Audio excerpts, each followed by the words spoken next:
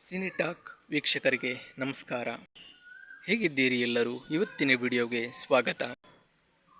ಇಂದು ಬಹಳ ಚರ್ಚೆಯಲ್ಲಿರುವ ಸುದ್ದಿಯ real story. ಆ ಸುದ್ದಿ ಸಿನಿಟಾಕ್ ವಾಹಿನಿಯಲ್ಲಿ ಮಾತ್ರ. ಅದು ಈಗ ಪ್ರಾರಂಭ. ವೀಕ್ಷಕರೇ, ಈ ವಾರದ ವಿಡಿಯೋದಲ್ಲಿ ಮೊನ್ನೆ ನಡೆದ ಪೆಹಲ್ಗಾಮ್ನಲ್ಲಿ ಉಗ್ರರ ದಾಳಿಯ ಬಗ್ಗೆ ಇನ್ನೊಂದಷ್ಟು ಮಾಹಿತಿಯನ್ನು ನಿಮ್ಮೊಂದಿಗೆ ಹಂಚಿಕೊಳ್ಳೋಣ ಎಂದು ಈ ವಿಡಿಯೋ. ವೀಕ್ಷಕರೇ, ಭಾರತ ಮತ್ತು ಪಾಕಿಸ್ತಾನದ ಗಡಿ ಸಮಸ್ಯೆಗಳು, ಗಲಾಟೆಗಳು ಇಂದು ನಿನ್ನೆಯದಲ್ಲ. ಸ್ವಾತಂತ್ರ್ಯ ಕಾಲದಿಂದಲೂ ಇದರ ಸಮಸ್ಯೆಗಳು ಇದ್ದೇ ಇರುತ್ತದೆ.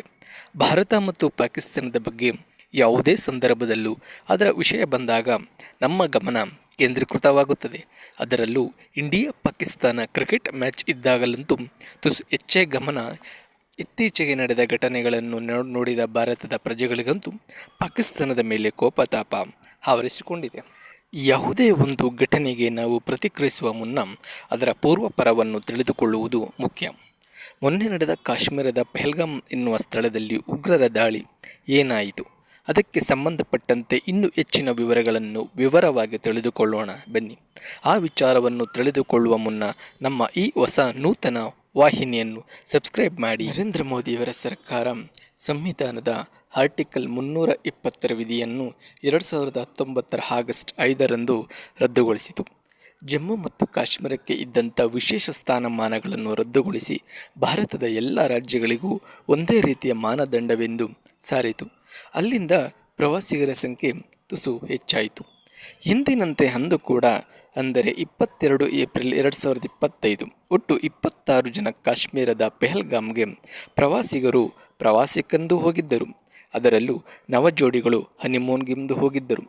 ಪೆಹಲ್ಗಾಮ್ನಿಂದ ಸುಮಾರು 6 ಕಿಲೋಮೀಟರ್ ದೂರದಲ್ಲಿ ಬೈಸರನ್ ಎನ್ನುವ ಸುಂದರ ಪ್ರವಾಸಿ ತಾಣ. ಅಂದು ಮಧ್ಯಾಹ್ನ 2 ಗಂಟೆ ಸಮಯ. ಎಲ್ಲರೂ ಆ ಪ್ರಕೃತಿ ಸೌಂದರ್ಯವನ್ನು ಕಣ್ತುಂಬಿಕೊಳ್ಳಲು ಮಗ್ನರಾಗಿದ್ದರು. ಅದೇ ಸಮಯಕ್ಕೆ ಸುಮಾರು 5ರಿಂದ 6 ಜನ ಉಗ್ರರು ಸೈನಿಕರ ಡ್ರೆಸ್ನಲ್ಲಿ ಗನ್ ಹಿಡಿದು ಅಲ್ಲಿಗೆ ಬಂದರು.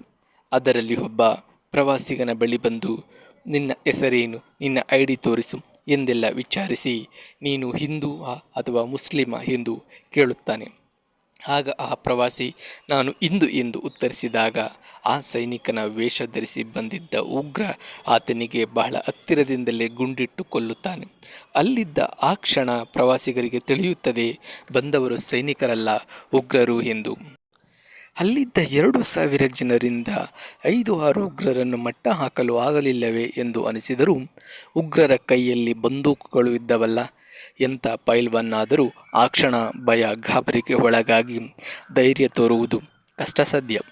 ಆದರೂ ಒಬ್ಬ ಮುಸ್ಲಿಂ ಪ್ರವಾಸಿ ಸೈಯದ್ ಆದಿಲ್ ಹುಸೇನ್ ಎನ್ನುವವರು ಧೈರ್ಯ ತೋರಿ ಅವರನ್ನು ತಡೆಯಲು ಮುಂದಾದಾಗ ಆ ಪಾಪಿ ಉಗ್ರರ ಗುಂಡಿಗೆ ಬಲಿಯಾಗಬೇಕಾಯಿತು.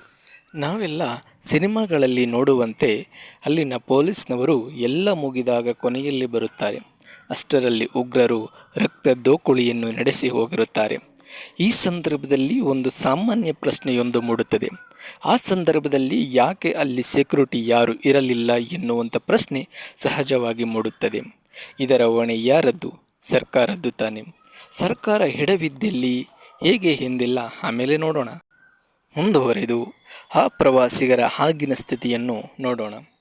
ಆ ಘಟನೆಗೆ ಒಳಗಾಗದವರು ತುಂಬಾ ಭಯದಲ್ಲಿ ನಡುಗುತ್ತಿದ್ದರು.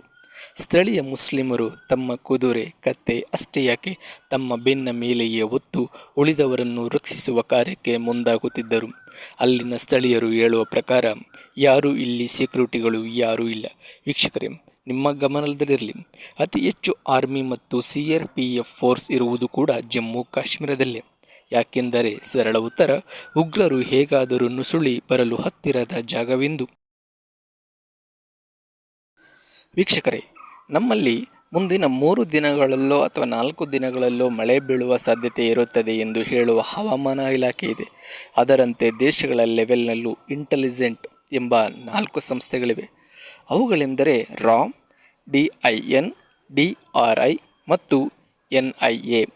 ಇಷ್ಟಿದ್ದರೂ ಉಗ್ರರು ನುಸುಳಿ ಬರುವ ಒಂದು ಸಣ್ಣ ಸುಳಿವು ಸಿಗಲಿಲ್ಲ ಎನ್ನುವುದು ವಿಪರ್ಯಾಸವೇ ಸರಿ. ಇದು ಒಂದು ಕಡೆ ಇರಲಿ. ಪೆಹಲ್ಗಾಮ್ನ ಬೈಸರನ್ ಪ್ರವಾಸಿ ತಾಣಕ್ಕೆ ಭೇಟಿ ಕೊಡಲು ವಯಸ್ಕರಿಗೆ 35 ರು ಹಾಗೂ ಮಕ್ಕಳಿಗೆ 15 ರುಗಳ ಪ್ರವೇಶ ಶುಲ್ಕವನ್ನು ನಿಗದಿಪಡಿಸಲಾಗಿದೆ. ಆದರೂ ಅಲ್ಲಿ ಸಾಮಾನ್ಯ ಸೆಕ್ಯುರಿಟಿ ಕೂಡ ಇರಲಿಲ್ಲ. ವೀಕ್ಷಕರೇ, ಇಷ್ಟೆಲ್ಲ ಸೌಲಭ್ಯಗಳಿದ್ದ ಆ ಸಮಯಕ್ಕೆ ಯಾವುದು ಕಾರ್ಯಪ್ರವೃತ್ತರಾಗಲಿಲ್ಲ. ಯಾಕೆ ಹೀಗಾಯಿತು ಎಂದು ಮುಂದಿನ ತನಿಖೆಗಳಲ್ಲಿ ತಿಳಿದು ಬರಬೇಕಾಗಿದೆ. ಈ ಎಲ್ಲ ವಿಚಾರಗಳು ತಿಳಿಯುತ್ತಿದ್ದಂತೆ ನರೇಂದ್ರ ಮೋದಿಯವರು ಸೌದಿ ಅರೇಬಿಯಾದ ಪ್ರವಾಸದಿಂದ ಹಿಂತಿರುಗಿಸಿ ಹಲವಾರು ಮಹತ್ವದ ತೀರ್ಮಾನಗಳನ್ನು ತೆಗೆದುಕೊಂಡರು. ಉಗ್ರರ ಉಗಮಸ್ಥಾನವಾದ ಪಾಕಿಸ್ತಾನಕ್ಕೆ ತಕ್ಕ ತಿರುಗೇಟು ನೀಡಿದರು.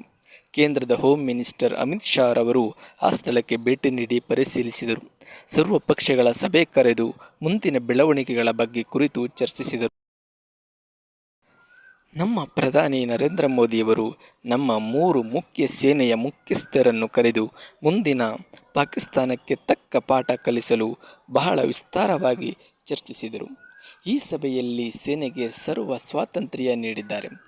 ನಮ್ಮ ಭಾರತೀಯ ಸೇನೆಯು ಯುದ್ಧಕ್ಕೆ ಸನ್ನದ್ಧರಾಗಿ ತಾಲೀಮು ನಡೆಸಿದ್ದಾರೆ. ಯಾವ ಕ್ಷಣದಲ್ಲಾದರೂ ಯುದ್ಧ ನಡೆದರೂ ಅನುಮಾನವಿಲ್ಲ. ಈ ವಿಚಾರವಾಗಿ ಇನ್ನೂ ಹೆಚ್ಚಿನ ಮಾಹಿತಿಯನ್ನು ತಿಳಿಯಲು ಈ ವಾಹಿನಿಯನ್ನು ಈಗಲೇ ಸಬ್ಸ್ಕ್ರೈಬ್ ಮಾಡಿ. ಮುಂದಿನ ವಿಡಿಯೋದಲ್ಲಿ ಮತ್ತೆ ಸಿಗೋಣ. ಮರೆಯದೆ ಸಬ್ಸ್ಕ್ರೈಬ್ ಮಾಡಿ. ಧನ್ಯವಾದಗಳು.